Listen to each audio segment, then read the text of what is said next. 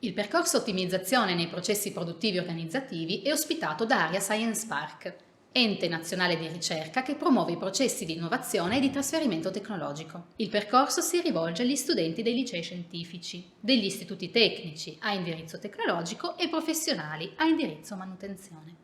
Ha una durata massima di 2 ore, si svolgerà a Trieste ed è attivabile in 3 sessioni, fino al 31 agosto del 2020. Gli studenti, attraverso attività in aula e in laboratorio, potranno avvicinarsi ai temi relativi alla progettazione ingegneristica, in particolare sulle tecnologie digitali, che consentono l'automazione delle funzioni di ottimizzazione e simulazione dei processi di progettazione.